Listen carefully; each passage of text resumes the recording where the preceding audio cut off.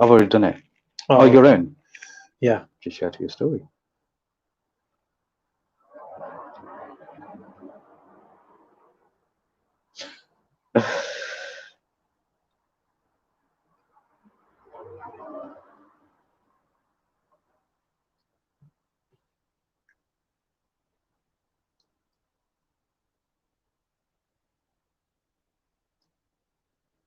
Thank you for liking already. We've not even said anything yet. See, that's what you call motivation. So what you Die call hard. proper. So, Ali, Gee, fellow Beardo. describe yourself in 3 words. Wow. You didn't expect me to ask you that, did you? I didn't see that coming. Describe myself in 3 words. I always find it a little bit cringe, to be honest. Why? Why do you? Because you never want to highlight the Negatives? good that you see Oh, the in good. yourself. Yeah. Okay. Negatives is easy. I find that quite easy because But have you noticed whenever you ask somebody, describe yourself in 3 words, they never mention any of the negatives? I Or do. very rarely. I do. 3 words. Determined. Okay. Raw. Raw. I want to say unforgiving. Okay, you're not forgiving. Unforgiving or unforgetting? I'm going to go with unforgiving for now. Okay. But yeah, there's a bit of a story behind that. But Here's the thing. already, we've only been live 30 seconds. Here's the thing. Now, the reason I even asked the question is because most of us don't give ourselves the time to think about who we really are in general terms. We're so consumed into all the other activities of life. Now, within that list of activities in life, it could be social media, it could be work, it could be family commitments and all sorts of stuff. But it's very rare now to open that discussion for people independently to go into this mode of self-discovery. That, Okay. I feel, has become quite dangerous, because by not understanding who we are, we fall into the trap of trying to be something we weren't even destined to be. Wow, that's deep. Or someone we're not. I should make a quote of that. Sorry, yeah. Can you? I'll watch this back and make write it up. Yeah. I'm sure you will. Or somebody we're not. Yeah, somebody we're not. Because if you look at just the statistics on things like mental health problems, I pulled one up just earlier on. Check this out. 10% of children and young people, which is between 5 and 16 according to these stats, have a clinically diagnosable mental health problem. 10%. Wow. 50% of mental health problems are established by the age of 14 and 75 by the age of 24. See, I can believe that. Well, you know, I mean, okay, there are lots of different reasons why mental health problems start and issues, but there are also loads of these studies which show that when people, especially the young generation, when they're trying to be something, they're not, or they're trying to keep up with a certain trend, or they get bullied because they don't fit in a certain look. You know, it's quite shallow that people are accepted and rejected based on the way they look, for example. Based on the way they look.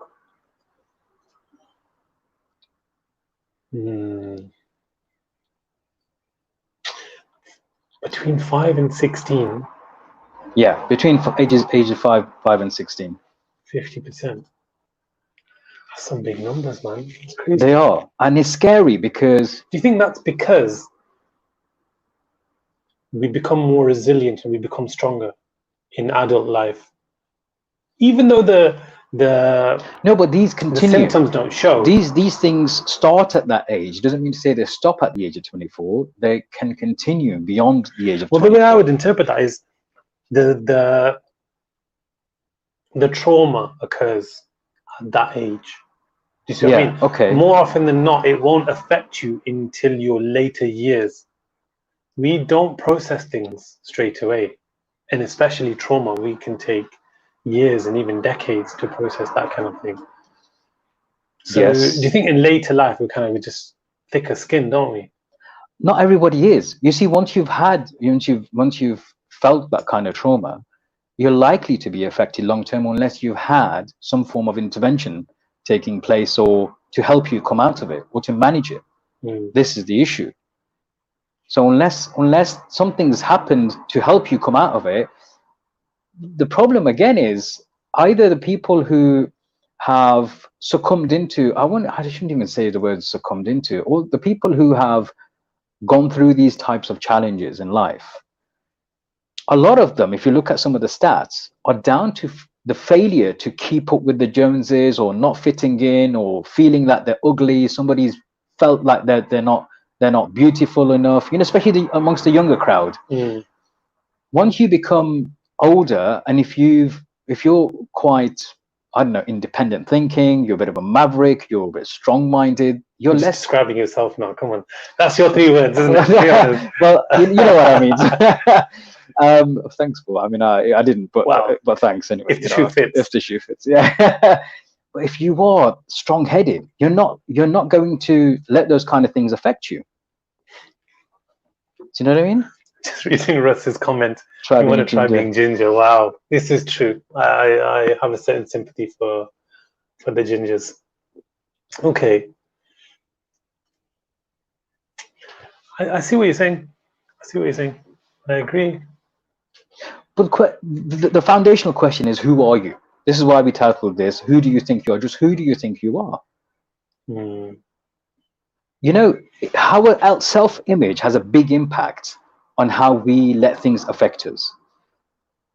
If nobody can make us feel inferior or anything, not just inferior, anything, unless we give them the permission to do so.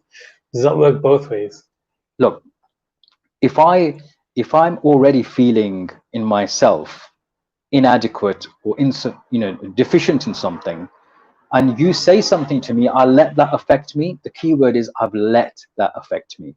Yes. Because I was either already thinking it, subconscious mind, or it was in the back of my mind, and I've let that happen.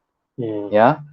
Nobody can make us feel anything unless we give them the permission to do so. Yeah, of course there are the caveats where if through years of mental torture or abuse, these kind of things build up and people start to believe in things. Like kids, imagine like telling kids, don't be so stupid. You're a silly boy, or you're a stupid girl. You keep saying that to a child. At the age of around 6, a child wants more and more approval from their guardians and parents. Okay. To show that they're doing all right. That's the typical age of where they seek approval from their elders. Age of 6. Around age of 6. Now, around that age, if you're constantly telling kids, like, you're calling them nicknames, for example, it's going to stick. So is that when people are really kind of learning to define themselves and who they are? Is that where it kind of really sets in? I think those kind of things have an effect on us from that age, but we can't define who we are from that age. It's always going to be a learning process. I didn't really feel that I went through a soul-searching journey until I was around 25-ish. I had an identity, but it was predominantly an inherited identity. Possessions and status doesn't define us. Unless you let it, obviously. It just doesn't define us, in my eyes. It's going to be subjective, but it just doesn't define us. It is subjective, because if the person chooses to define themselves in that way, I mean, how many people, when asked, okay, so tell me a little bit about yourself, are describing, their status or their career or their, maybe what they drive, these kind of things. Yeah, look, these kind of things, I mean, again, if you're comfortable with who you are and what you have, you're not going to let somebody else's achievements put you down, are you? Okay. If you're uncomfortable with who you are and you're bitter about what you have, then you're going to let somebody else's great achievements affect you. Yes. Okay. I find it quite bizarre how people can't sincerely celebrate other people's successes. There are some people who I've come across in life who just haven't have a real issue in celebrating other people's successes. Or giving a compliment. Or giving them a compliment, yeah. Or sharing their good news. Yeah. They really have a bee in the bonnet about it. It's like, wow, why should I? Like, okay, don't. But why let that affect you? It's never really as blatant as that, is it? Why should I? It's more. There are deeper They try underlying. to grin through it, and they can't bring themselves to say something nice. Yeah. Yeah, it's true. The issue we have here is there are things around us which shape our way of thinking, which shape our lives. We are consuming information. There's so many millions of bits of information we consume every second, but there's only around 6 or 7 which we actually take on board at a time. Yeah. Saying that, the things we see around us shape the way we often think. They shape the way we live our lives. We live according to a standard set in our society or what we see on the media. Okay. And they shape the way we even think about things. And we so innocently watch certain TV programs and stuff and say it's just entertainment, but it's more than entertainment. There are a lot of things being subconsciously, we're being narrated or educated on, which we don't even realize. I'll give you an example. How many people watch Simpsons? Loads of people watch The Simpsons. Yeah. Yeah. Well, if not watched, then they've seen The They've seen The Simpsons. Yeah. Now look at the character in The Simpsons, or the characters in The Simpsons. Yeah. You've got a policeman. There's a fat guy who's eating donuts all the time, lazy, a bit dumb. I'm trying to think of his name now. I can't remember his name either. Somebody. But I know the one that you mean. Another one, because he's the slightly superior police officer, and he's got his 2 kind of sidekicks, isn't he? He's the one that calls the shots. He's dumb. Right. He's a law enforcement authority, and we're sitting there taking the piss out of him. Yeah. Now think about that for a second. Yeah. Look at the deeper understanding of watching, and you might think everyone thinks it's innocent, it's just entertainment. Look at the role of the father, Homer Simpson. Yeah. Where does he work? In a nuclear plant. Power plant, yeah. He's got a really important, may not be an important job, but he's working in a very, very, sensitive, important kind of place. Yeah, it's a pretty. He's a father, and he's made out to be the biggest dumbass going. Yeah. Yeah. Look at Lisa, his Bart Simpson's sister. She's bright. She's intelligent. How many friends does she have? Nobody have any friends? No. Wow. Okay. Nobody hangs about with her. She's bright. She's intelligent. She's articulate. She asks questions. Milhouse wants to be her friend, isn't it? Is that? Well, I think he wants to be more than just a friend. But you see where I'm coming from? Whereas Bart, on the other hand, who's the star of the show, he's mischievous. He's probably the most popular character and has loads of friends. Yeah. Popular. Yeah. Okay. Do you see where I'm coming from? There's they say that the producer of The Simpsons is an anarchist. So they believe in anarchy. They don't believe in law and order kind of thing, and they're anarchists, anarchy. So Matt Groening or something. Yeah? I can't remember his name. Okay. I can't remember his name. But and these things have an impact on our minds. These things have an impact on the way we perceive things. And think about every time you watch a movie and there's some kind of a terrorist or an extremist, there's always going to be a Muslim name. Or an accent, at least. Or an accent, or an Arab. Yeah. Yeah? They might not even make it so blatant, but it's always going to be some kind of an Arab. So what is the perception of the general population going to be about Arabs and Muslims? Or a Russian. Come on, it used to be more. Yeah? Okay, so it's coming back now. I don't watch that many movies. Who's the bad guy in Die Hard? Is it Russian or some sort of... Die Hard? I think he was. Yeah. I think he was. But look at most of the other movies. Okay. Yeah, especially since 9/11. Now, if you look at the 9/11 narrative, yeah, very sad what happened. Everybody condemns what happened, whoever's responsible for it. But ultimately, off the back of the 9/11 happenings, you have had millions and millions of people, innocent people, dying on this war on terror thing. And it really is millions, isn't it? Yeah, but nobody stands up and does a minute's silence for them. Where's the priority? Or some lives more important than others? What are we being told here? What's the narrative that's being played here? Do you see where I'm coming from? Because it's been pushed through mainstream media, the perception is This is what we've got to remember because it was a significant event. What about the significant events that happened to so many other people around the world, which just go unnoticed? Do you think that's just us though, like here in the UK or the US? Or do you think it's the collateral losses, should we say, are more recognized in other countries? We don't really relate because the thing is, it's Well, because 9/11 we're happened very in the Western world. we're very Hollywood, you know. The media almost plays out a storyline for us. It's good guy versus bad guy, and naturally we're depicted as the good guys, you know. So the Arabs, the Russians, the Africans, the Nigerians, whoever else it is, always end up playing the role of the bad guy. So when we hear of, I don't know, when there was friendly fire or crossfire or they dropped a bomb on, we're going to have our alliances. Yeah. Well, it's not just that, Ali. Think about this, right? The general perception, we've got the Black Lives Matter movements going on, right? And they have a point. There are stereotypes which we, you know, much of what the way we perceive things is often determined by the way, what we choose to see, what kind of media we choose to consume. Let me give you another example. Most of the time, these things have recently changed now, I'll have to admit. Most of the time, whenever you switched on the TV and you saw a black character, yeah, African-American characters, most of the time they were either holding basketballs, doing athletic stuff, you know, professional athletes. The perception of them was built that they are, you know, physically strong people, and this is what they're good at. They're good at sports, they're good at athletic stuff, they're good at, you know, that kind of thing. Which they are. Which they are. There's no denying that. However, did you know, statistically, there are more African Americans or Africans in general who are medical professionals than there are professional athletes. So the chances of them becoming medical professionals or professionals in those kind of fields over becoming professional athletes is far greater.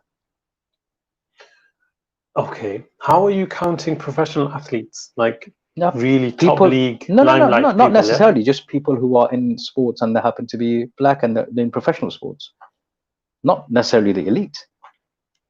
Interesting. That's going to go for all races, isn't it? There's always well, like more... every Asian, Chinese, Japanese person is going to be good at martial arts. Do you see where I'm coming from? Okay. Do you see? I'm not. See, I don't like to just skim and surface look at things. I like to look at the deeper message behind the things, and these are things which are quite disturbing. If you look at the way anything's portrayed in media, they are very influential on people's mindsets.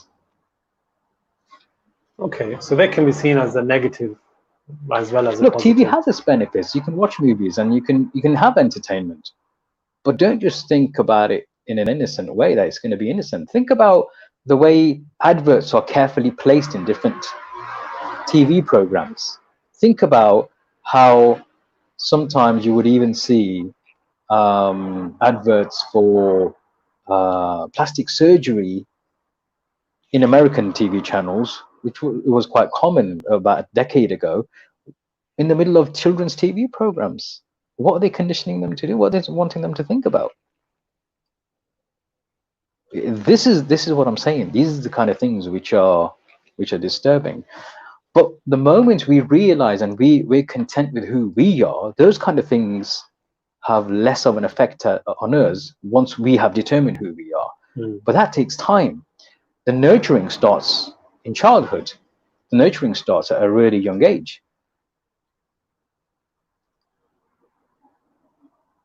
Okay, so what's the opposite of allowing people to kind of label you or tell you who you are? You know, it's having your guard up. Well, the first thing is you don't just allow people to tell you who you are. You have to go through a self-identification process. Now, for someone like me, it became quite easy when I went through my self discovery phase, because my mid-20s, yeah. That's a long time to not know who you are. Who were you before Well, you that? think you know who you are. I'm not saying you don't know who you are. You think you know who you are. So what did you know? What did you know before that? Prior to self-discovery, prior to kind of looking for deep meaning and reflection. Well, before I went into the self-discovery, for a short period, I'd say for about 3 or 4 years, I didn't even think about the question, who am I? Okay, let's do this. Yeah, 23-year-old Majid. Yeah. Describe yourself in 3 words. 23-year-old. Adventurous, carefree, fun-loving. Okay, which are pretty much one and the same. They kind of tie in with a. Yeah. Okay, not a bad way to be. Fast forward. Fast forward. Risk conscious. Wow. Wow, talk about mood killer. Okay. Sincere. Yeah. And what else would I say? Take the first 3. So carefree, yeah, to risk conscious. Yeah, and I think that's partially because of my profession in risk management now, but it's become a way of life. It is, yeah. It's become a way of life, which I don't mind, to be honest, because it happens subconscious. It's not something that I kind of consciously think about. There's sometimes I'm a risk taker in lots of different things, but I kind of do a dynamic risk assessment in my mind, right? And then sometimes, on other times, I will do some spontaneous stuff and not think about the risks involved. And I've done that, in recent years, which would go against what I would normally do.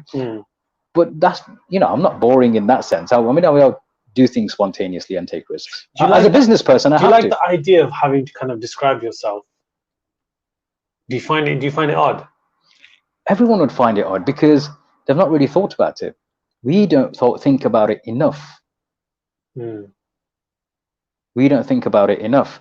And I think that changes. It doesn't have to be the same. You might describe yourself in one way one day, and a week later, you might describe yourself in a different way. Depends on the situation or where you are or who's asking, isn't it?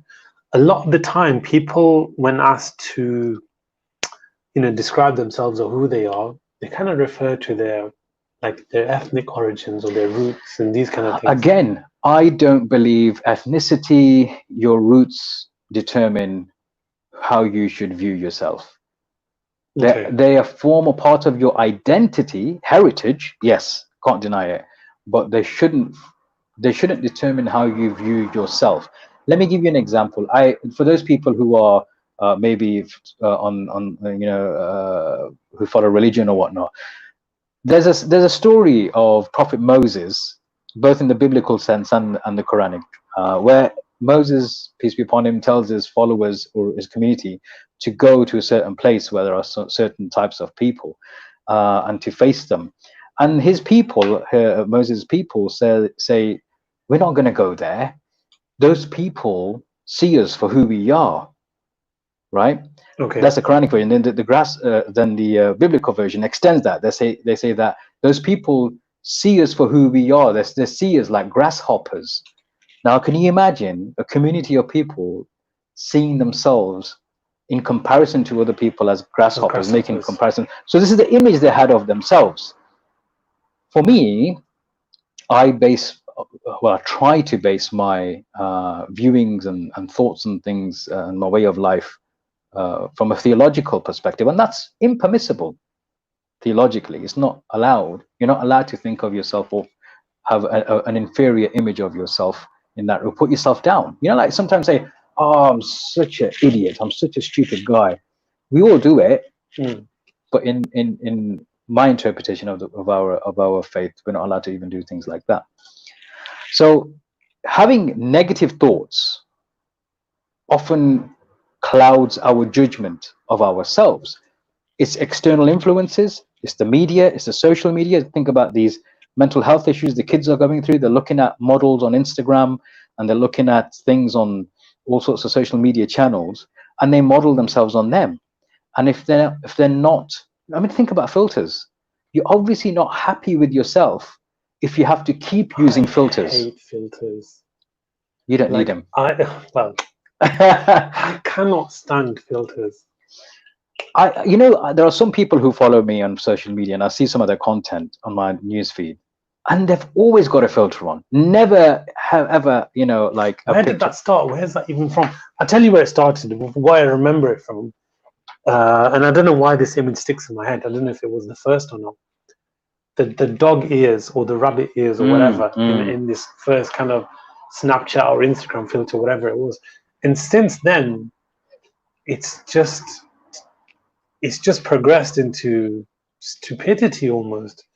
Because okay, putting an animal face on or a nose on, I get it. It's a joke, you know. Then we got to the point where people couldn't post a picture of themselves anymore, just as they are. So Do you remember? I think it was about a year and a half ago. I tried a filter for the first time, and I only tried it because there was a big beard and a handlebar mustache. Do you remember? I put it in that group. I'll tell you why I remember it. Because you say it was a big beard. I tried it, and I had a proper beard coming out underneath. Your beard came up underneath. I was well proud. Well, you made a comment that actually looked pretty good, and since then, look, beard and a handlebar mustache. Oh, I never connected that's where it started. Okay. Yes, so I'll take credit for that. Thank you very much. So people who are always using filters, some can argue, oh, I don't want people to just see what I really look like. But why post pictures in the first place? No, I tell you why that argument doesn't stand now, is because I'm not saying for everyone. There's always exceptions to every kind of rule, and not everyone fits one category. The most popular filters are the ones that just give you clearer skin. Okay.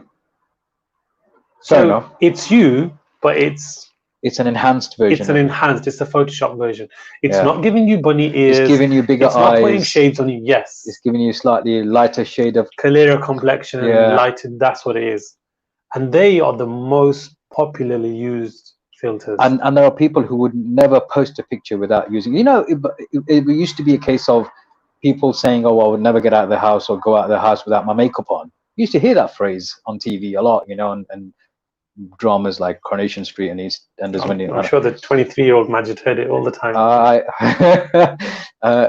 And so nowadays it's not even that, because people tend not to go out so much as they tend to be out socializing on social media. Yeah. And the pictures that are posted have almost always got some kind of a filter on. That's what it is. People are more worried about what they post. Yeah, but there's a danger of that, you see, because and it reminds me of a joke. Somebody says, "Well, if you got lost, how would I find you? if you don't look like who you really are." No, the danger is this. The danger is, by doing that so much time, you're wanting external. What's the word, Yar? When you want feedback, not compliments. Compliments, validation. Okay. You're wanting validation from external sources all the time when you're looking at those kind of things, likes and comments and stuff in your social media feed, to validate that you're okay, that you're good. Okay. That's the danger. We need to be more content and happy within ourselves. If somebody has a nice big house and a nice big car, it shouldn't make me feel inferior or discontent. I might strive to have a nice big car or a nice big house, but when I've got that, if somebody says, "Look, oh, you know what? When I get that big house, I'm going to be happy then." Or when I get that car that I wanted, that's when I'm going to be happy. But when you do get happy, when you do get that car, what then? You're going to want a different car. You're going to want a bigger house. You're going to want something else. So materialistic things usually tend to keep us in this rat race. That's when I told when I said I left the rat race. I left the rat race in my mid-20s. Okay. Funny, because I just literally moments before we started had I noticed somebody posted a picture of a really nice car, his dream car, and he said, "I'm 21 years old. I've just bought my dream car. Now what?" And I just put, "Dream bigger." That was it. Wow. You're 21 years old. Yeah. You haven't achieved everything that you set out to in life. And if that is to buy a nice car, you need to go back to some kind of drawing board, Well, you would say that. He wouldn't. It was his dream car. He's made it. He's got his car. Now what? If he's asking the question publicly, now what? Just imagine how confident he is within himself that he feels that he's done it. He's made it. There's nothing more. That's when you go through deep soul searching stuff. I was a big spender before my mid-20s. Well, around my mid-20s. Alhamdulillah, I was in a position where I was a high earner, and I achieved a lot up to that age, which is the thing that pushed me to think deeper. So I bought my brand new car from a showroom, and I was in the Manchester city centre, living in apartments and amongst near celebrities and stuff. So do you think people who are still in the rat race but not as successful are in it for that reason? It's harder to come out of something until you've kind of hit some kind of pinnacle, isn't it? I think this so. With celebrities. Well, look, there's a celebrity who died in India. Apparently, some actor who, the cricketer Dhoni, MS Dhoni. He played his role, and apparently his last movie was about somebody who was committing suicide, and that was just earlier this year or something. And he's committed suicide himself. There's something he was unhappy about at that age. What is his mid-30s or something? It's not uncommon with this is the point I'm making. Marilyn Monroe. I don't really know.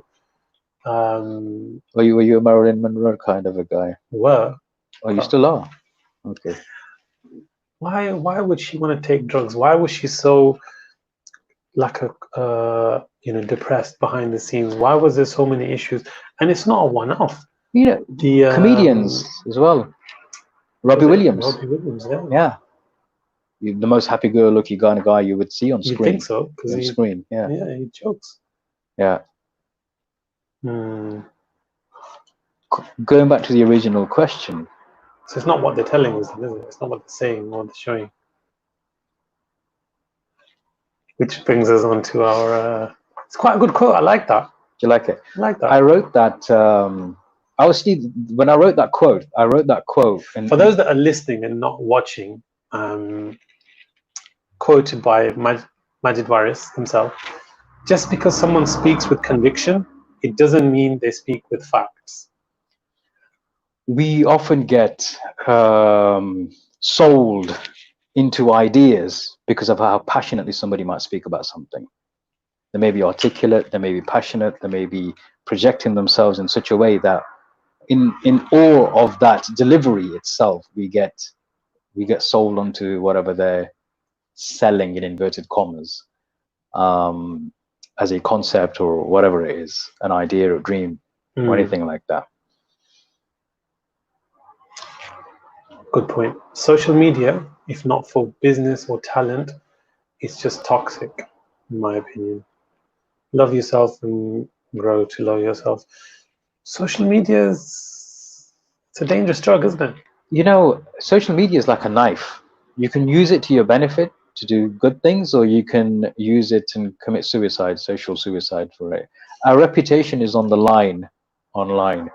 That's another one of my quotes. I had to. Do you worry about the currency used on social media? Like the likes and shares and stuff? Yes. I worry that there's a study done, and it's quite popularly known now. There's actually some kind of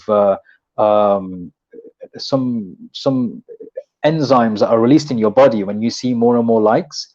Again, when we were talking about validation earlier, when people look for validation, there's a study done that gives people some kind of validation, gives them some happy hormones that come out, and it becomes addictive.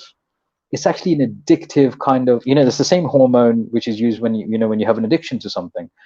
And that same hormone is released and you have an addiction to that kind of thing. And then it becomes dangerous. This is why I do a 1-month digital detox every year to detox from all that. Just I try and keep myself in check.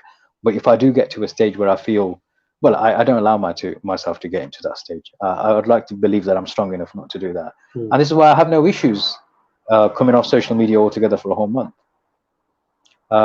So there was an actress who jumped off the Hollywood sign. They made Netflix show series based on it. Check that out. Now, how ironic is that? I don't know who this is, but Adila is saying that there was an actress who jumped off the Hollywood sign, and they made a Netflix show series based on it. Now imagine that.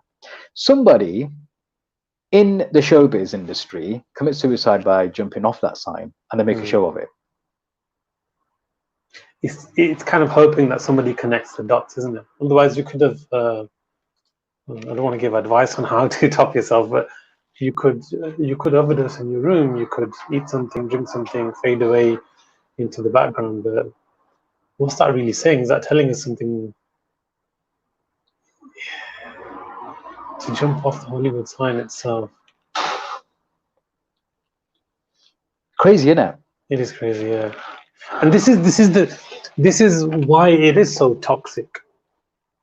The online side of things, or what we choose to present to other people, isn't it? The danger isn't just that. The danger is, and I keep bringing it back to this. The original reason why we came to have this discussion is, unless we understand ourselves, we're going to allow external influences to shape who we are, how we live, how we perceive things. I mean, what is the criteria? Who determines what's beautiful? In the 1940s and 50s, the Western world, especially the British world, right? They used to envisage, or they viewed Indian women as backwards people, right? Okay. So in the 1940s and 50s, Indian women were perceived as backwards people. Why? Because they displayed their belly buttons. So you know, by who? Sorry, by the British, the English people. They viewed, because they obviously Britain was the colonial past. They ruled over India, right? So they viewed Indian women as backwards people because they showed their belly buttons. Because it wasn't their norm. It wasn't their norm. Just think about the concept. I mean, by the way, for those of you who don't know, Indian women traditional dresses are sari. For them, it's the norm to wear their clothes in a way where the belly button is shown. So when women in India, or Indian women generally, who wore saris, whose belly buttons were shown and they're seen as backwards, that was a standard in those times. Now, if you measured yourself to be accepted and not accepted based on that idea, then you're already at a loss, aren't you? Those things have changed. People's views have changed. Look today, showing your belly button, itself alone is no big deal nowadays. How people show a lot more than that, and people don't bat an eyelid. It's true, though. It's true, isn't it? I actually like the way that you like belly buttons? The British, well, I've got one, so I have to like it, don't I? I know. I like the way that the British dressed back in the 40s and 50s, and it was very very gentlemanly, very ladylike, wasn't it? It was, they had character about them at that point. I really don't know where it all went wrong for the British. Yeah, I mean, if you remember, we were discussing this last week. Sorry, carry on. It could be argued that there was a time where you'd kind of let society or culture define you, saying, okay, look, I have to dress smart, I have to wear a three-piece, a top hat, and walking. So, the whole shebang thing that they had going on. Yeah. Awesome, by the way. Love it. I loved it. But then people decided, no, F that. I'm not going to follow no trend, or I'm not going to follow the norm. I'm not going to go with the crowd. I'm going to wear Kappa tracksuit. I'm going to wear Burberry. I'm going to wear, I don't want to give too many references, but you see where I'm going with this, and I'm going to show my Burberry ran happy. I'm going to have a YouTube or whatever. It just got... What's one of them? I'll show you later. It just got ridiculous, and so is that the counter argument? Freedom of expression. Yeah. So I feel freedom of expression, freedom of speech, these things have been abused. They're going against the spirit of the freedom afforded through legislation. freedom of expression or freedom of speech doesn't mean freedom to insult or freedom to hurt people. People have been hurt. You know, there was an old saying, sticks and stones will break my bones, but words will never hurt me. It's bullshit. Words do hurt. Mm. And words have driven people to suicide, loss of lives. And you don't think about just the person who's lost their life. Think about the families around them. Think about who else it's affected. And you're saying that what? Freedom of expression or freedom of speech? Mm. Bullshit. Either you're an idiot, you know, to even suggest that it's okay to do that, or you need your head checking. Well, same thing really, isn't it? So are we now saying that I think we've lost responsible UK, thinking. the UK or the US in general, because that's who we're most closely Yeah. observing and related to. Yeah. Is this self-discovery now? Is it people found themselves and they've discovered themselves to be, I don't know, flip-flop with sock wearers or everything else that's going on now? Look, my belief is, however you identify yourself or think of yourself or believe who you are, as long as you're not imposing it on others and you're not hurting others, it's your private life. You do what you want. Yeah. Okay. But the moment your actions, your words have a detrimental or an adverse effect on other people, then you have to rethink things. Do you see where I'm coming from? It's simple courtesy, isn't it? Okay. That's my personal opinion, anyway. Okay, and then what if someone was to say to you, "Oh, you're soft, you just take offense"? It's impossible to not offend anyone nowadays.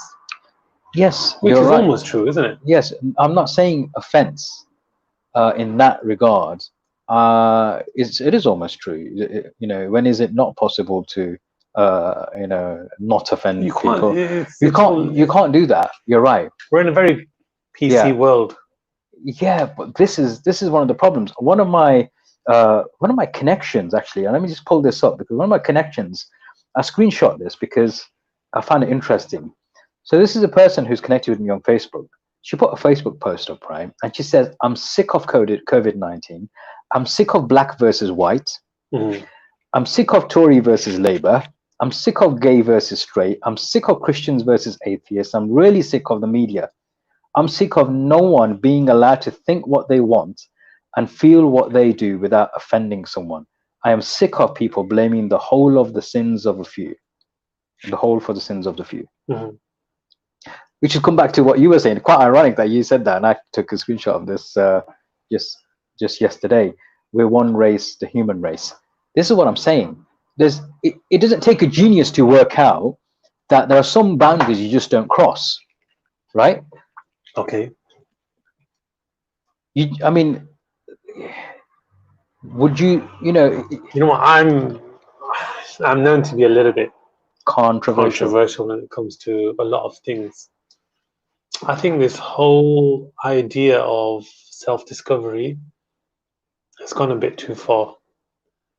I think the number of people who have discovered themselves to be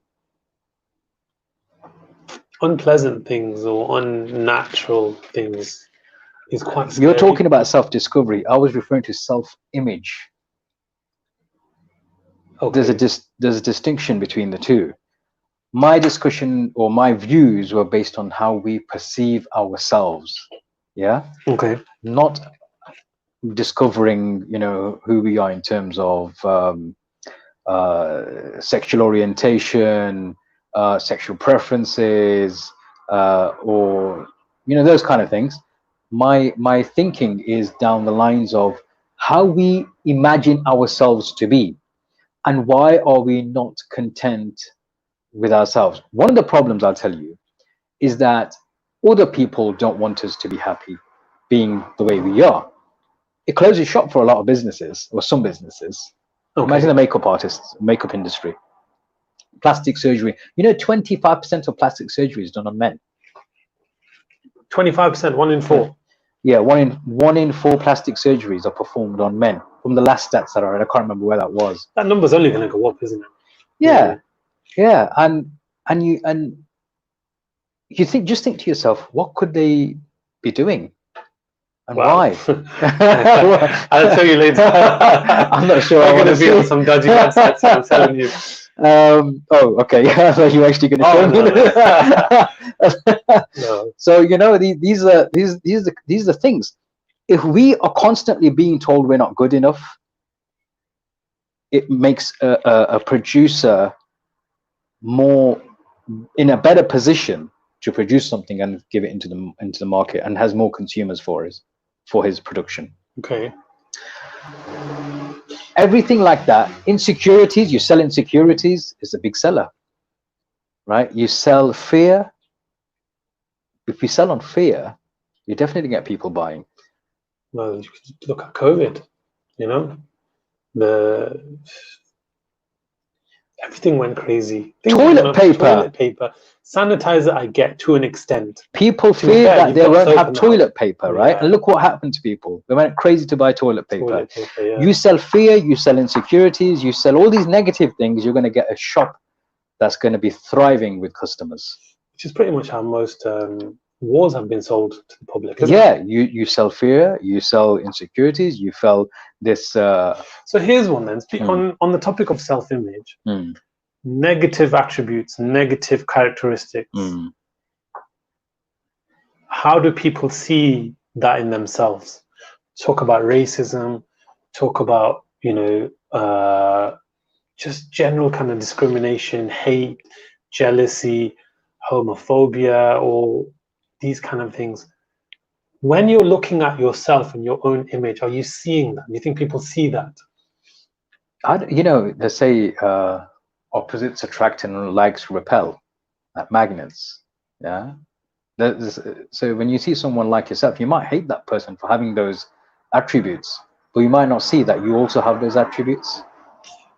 A racist person knows they're racist, yeah? Okay, in that regard, okay. So a racist person, does the racist person always know that they're racist? Some might justify, oh, get out of here, don't be silly. If somebody calls a black person with the N-word, and the black person gets offended, because it's internally they call each other the same thing, that other person could say, well, you guys call it each other, why can't I? Yeah. He might just not get it. He might not think he's being racist, but he might meet. Which is probably not in that sense. I guess that's a different kind of example, because the number of times you hear it in movies, in songs, in rap performances and everything, is it really derogatory? Is it used in that way anymore? I think so. No, but if somebody doesn't want to be addressed in that way, then we've got to be careful. Katie Hopkins. Yes. In her own self-image, does she see herself as racist? I'd like to say I'll show you later, but I can't even say that. I think you're going to have to ask her that question. Yeah, okay. But someone of the likes of her. Someone of the likes of her? I don't know. I really can't answer that question. They might genuinely feel they have, a reasonable case here, something genuine or a concern genuine enough to discuss and address. Okay. If we were to continually seek validation from external sources, TV, media, friends, whatever, then either we need to change our friends. We don't look. Friends are like, our Prophet described friends as mirrors. They're like mirrors. Yeah. You notice when you go in front of a mirror, it never really tells you anything. It tells you a lot without saying any words. Have you ever walked to a mirror and say, "How dare you? How dare you look at me like that, or even look like that?" The mirrors and friendship. In fact, for us as in faith, it's supposed to be a brotherhood, right? People are supposed to be sincere and genuine with each other. Yeah. If our friends, our people who we are mixing with, are the types of people who are only encouraging the kind of behavior or activities in which we have to change ourselves so drastically to be accepted by them, we have to change those circle of people we're hanging around with. It's as simple as that. Okay. If my daughter had friends who kept saying to her, "You don't look beautiful like this," or "You need to do this," or "You need to, do that," or "Dress like this," or "Dress like that," to hang about with us or whatever, then I would say straight up, you don't need friends like that. What about friends who are too honest?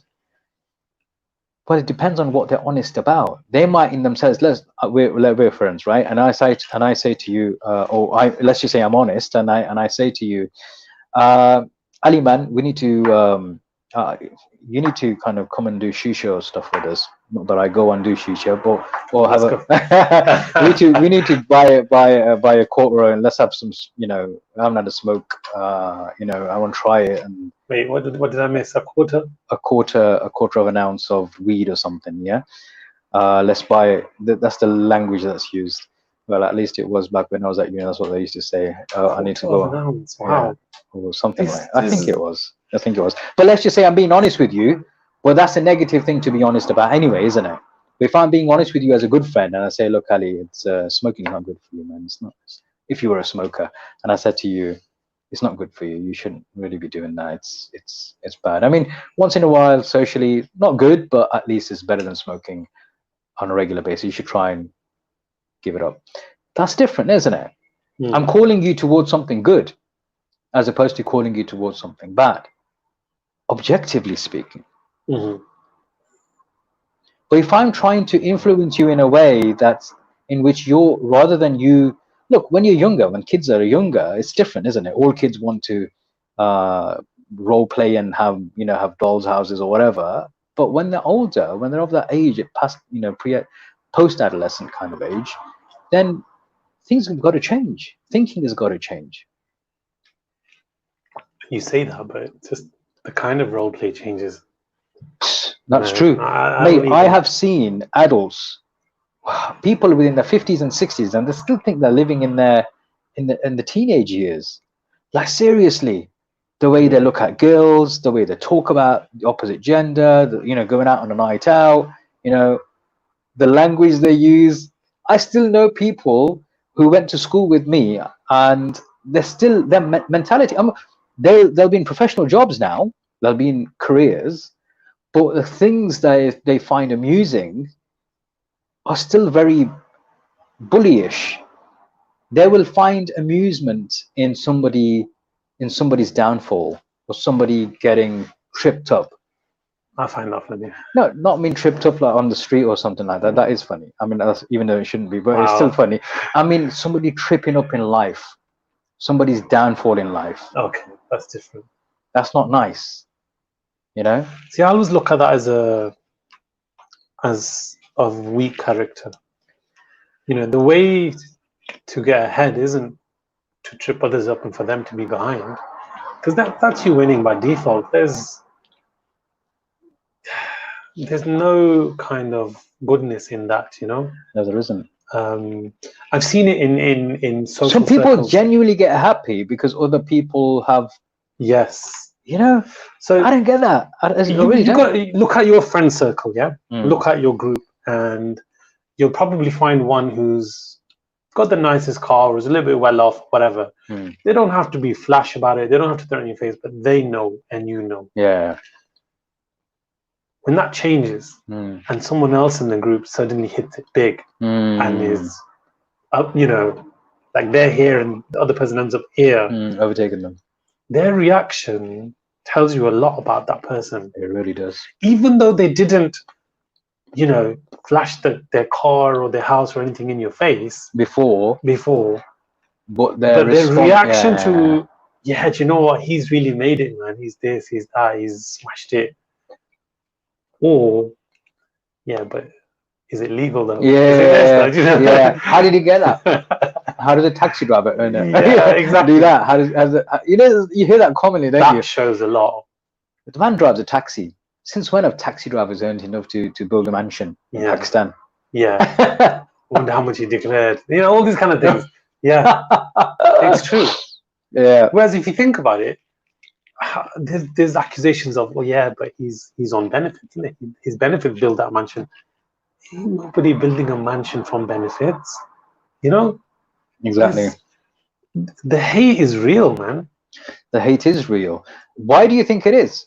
Did you think there's some deficiency within themselves? Because that person has an image of themselves as superior to the others. Comes into, not question, but it comes into danger, because now what you thought yourself to be, someone else is. Someone else is, filling that role, that position, that identity, whatever it is. But why would you be so bitter about it? That's the question. Yes. Being bitter about someone else's success means there were deficiencies within your own personality in the first place, where you couldn't handle somebody being better than you within that circle in the first place.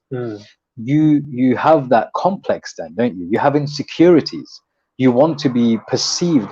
Perception. We always talk about this. Perception is reality, and this is something I always teach, even in sales. Perception is reality. The question comes down to your own value systems and what your values are. And if you're not living your life according to your own values, then your values mean nothing. Jot it down. Copy paste that.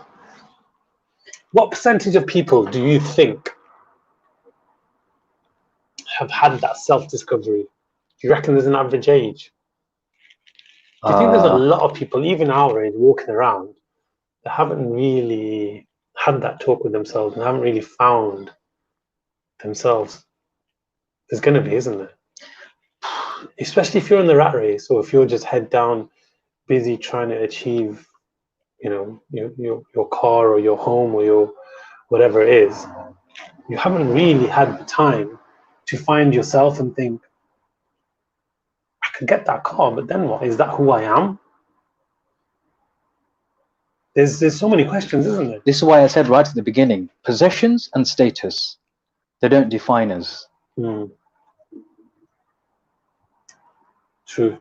You should never let that define you. Look, again, you're using external things to define you. You're using external things to seek validation from, whether it's people's comments, whether it's media, whether it's people's likes, the currency that we talk about, social media likes and love hearts and comments and stuff. That shouldn't define us. What should define us is us. We should define us. We should decide who we are, where our roots are, or where our journey is, destination is. What's the route that we're going to take to get there? What are we going to allow to affect us, and what are we not? One of the things that I always talk about when it comes to marketing, for example, for business owners, people talk about imitating others. Look, I'm all up for not reinventing the wheel. Very successful business people have said the same thing. Look, if something's working, if you can do the same thing and get equal success, if not more or less, then do it. That's fine. That's great. But when it comes to some areas, you have to show how unique you are, especially when your market is becoming saturated. God's created us in so many unique ways. We're all unique. Even identical twins have their differences. How many people have the same fingerprints? No. Do you see what? There's so many things that make us so unique, yet we're hell-bent on imitating others. Why? I want to look like her. I want to look like him. I want a body like hers, and I want to, do you see where I'm coming from? I want to. This is the kind of thing that I'm talking about. Can you generally tell who's content and who's not? Can I generally tell? Yeah. No, I can't. You can't. I mean, you have an idea of. I'd rather not do that kind of psychoanalyzing on people. It's not healthy. I do all the time. I don't do that. It's not something you share with anyone. No, but here's the thing. I do it when it counts.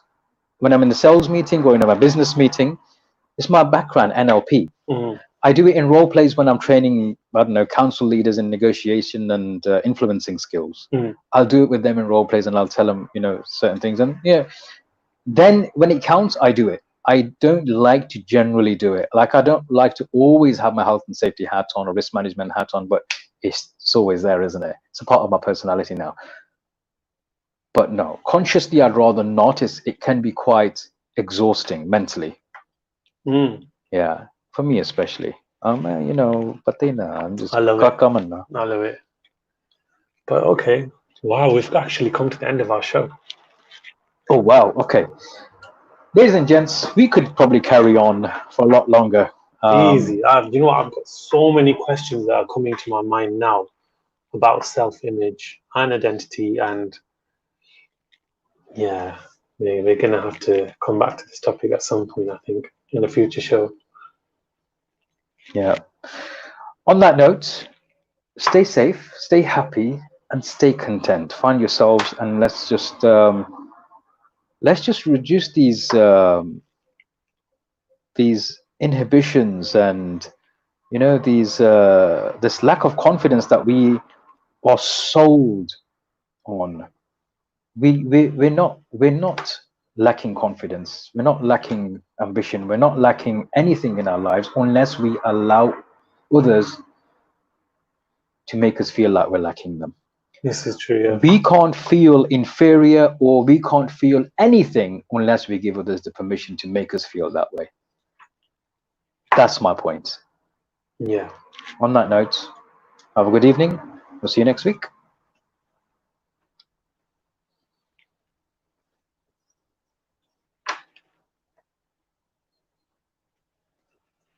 Is it finished? No, man, we're still rolling. We're good. Let's start again. Because my laptop's died, by the way. Oh, okay. I forgot. I didn't even know how much charge there was on there. It's usually fully charged.